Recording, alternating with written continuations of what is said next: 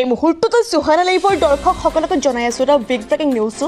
নগৰ সামগ্ৰী ৰাজচক্ৰ কাৰ্যালয় আৰু সামগ্ৰী আৰক্ষী থানাৰ স্থান পৰিৱৰ্তন কৰি অন্য স্থানলৈ নিয়াৰ বিৰুদ্ধে এবাৰ সামগ্ৰীৰ বিভিন্ন দল সংগঠনৰ ৰাইজ একত্ৰিত হৈ উত্তাল প্ৰতিবাদ সাব্যস্ত কৰিলে।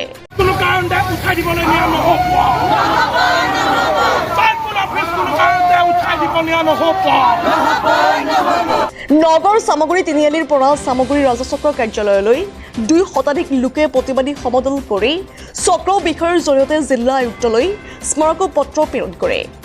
জনসাধাৰণৰ স্বাভিমান ঐতিহ্যৰ প্ৰতীক এই চৰকাৰী কাৰ্যালয় দুটা সামগ্ৰীৰ পৰা স্থানান্তৰিত কৰিব বিচৰা কাৰ্যক কোনো কাৰণতে মানি লোৱা নহ'ব বুলি হুংকাৰ দি আজি সোমবাৰে স্থানীয় ৰাইজে প্ৰতিবাদী কাৰ্যসূচী ৰূপায়ণ কৰে। চৰকাৰে ৰাইজৰ দাবী মানি নললে অনাগত সময়ত তীব্ৰ গণতান্ত্ৰিক আন্দোলন গঢ়ি তোলাৰ সিদ্ধান্ত গ্ৰহণ কৰে। ৰাইজ ওলাই আহি এইটোৱে ক'বলৈ কৈ আছো যে আমাৰ স্পষ্ট কথা, সামগ্ৰীবাসী প্ৰতিজন সামগ্ৰীয়াৰ স্পষ্ট কথা, কোনো কাৰণতে সামগ্ৰীৰ পৰা কোনো এটা প্ৰতিষ্ঠান কিন্তু দেহত শেষ বিন্দু তেজ থকালৈকে কিন্তু আমি যাবলৈ নিদিওঁ। কোনোবাই ৰাজনৈতিক চক্ৰান্ত কৰি পেলাই ইয়াৰ পৰা জন্মভূমিলৈ তেখেতৰ নিব বিচাৰিব, প্ৰতিজন সামগ্ৰীবাসীয়ে কিন্তু আমি ইয়াৰ পৰা নিবলৈ নিদিওঁ। সামগ্ৰী স্পষ্ট কথা, এয়া মাত্ৰ আৰম্ভণি। ইয়াৰ পিছত কিন্তু ক্ষোভৰ আৰু অগ্নি জ্বলিব, কিন্তু ইয়াৰ পিছত আৰু প্ৰতিবাদৰ সন্মুখীন হ'বলৈ তেওঁলোক সাজু থাকক। সকলো নিৰ্বিশেষে এজন সামগ্ৰীয়া হিচাপে আমি ওলাই আহিছো আজি।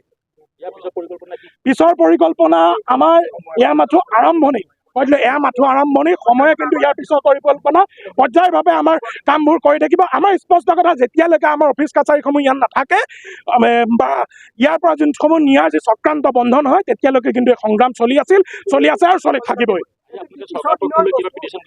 চৰকাৰী পক্ষলৈ আমাৰ দাবী থাকিব, আমাৰ ইয়াৰ কৰিম আমি দাবী থাকিব আমাৰ। হয়, কি ক'ব এই ক্ষেত্ৰত? আমি আমাৰ এইটো আত্মসন্মানৰ কথা, সামগ্ৰী প্ৰতিজন নাগৰিকৰ আত্মসন্মানৰ কথা।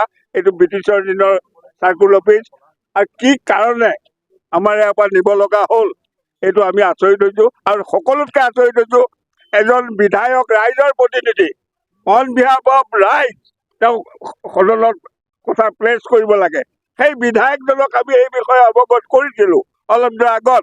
এই কথাটো কিমান দূৰ সত্য কিমান দূৰ অসত্য, কিন্তু তেখেতে গা এলেগা দিলে। কিয় গা এলেগা দিলে? তেওঁ আজি আমাৰ লগত আহিব লাগিছিলে, আমাৰ প্ৰতিনিধি আমাৰ হৈ তেওঁ সদনত ক'ব লাগিব আমি কি কওঁ কি নকওঁ। যিহেতুকে ভাৰতীয় সংবিধান মানে তেওঁ ক্ৰকডাইল টাইপ অফ MLA, তেওঁ crocodile type of MLA, crocodile type of MLA। ৰাইজৰ বক্তব্য সদনত ৰখাহে কৰ্তব্য, তেওঁ সিদ্ধান্ত দিব নোৱাৰে। গতিকে আমাৰ এই অনুষ্ঠান ভাগ লৈ গৈ আমাৰ সৰ্বসাধাৰণ মানুহক বহুত বিপৰ্যয় কৰিছে, বিশেষকৈ আমাৰ আত্মসন্মানত আঘাত হৈছে। আমি কোনো কাৰণতেই আমি এই অফিচ ভাগ আমি দিব যাব নোৱাৰো। আৰু আজিয়ে আমাৰ আৰম্ভ, দৰকাৰ হ'লে আমি সকলো দলে বলে বাৰ বান্ধি আমি এই অফিচ আমি যাব দিব কেতিয়াও দিব নোৱাৰো।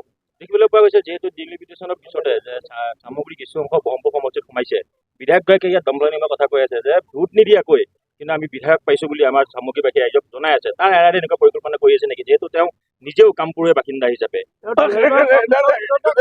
সেইটো তেওঁ কেতিয়াবা কৈছে, নহ'লে উদাহৰণ আমি ক'বই নালাগে। আমি এই বিষয়ে তেখেতক আজি অলপ দিনৰ আগত অৱগত কৰা হৈছিল যে এই অফিচবিলাক ইয়াৰ পৰা দিব, আপোনাৰ মতামত কি? তেখেতে আমাক আভুৱা বাঢ়িলে, ৰাইজক ক'লে কোনো কাৰণতে এই অফিচ নাযায়।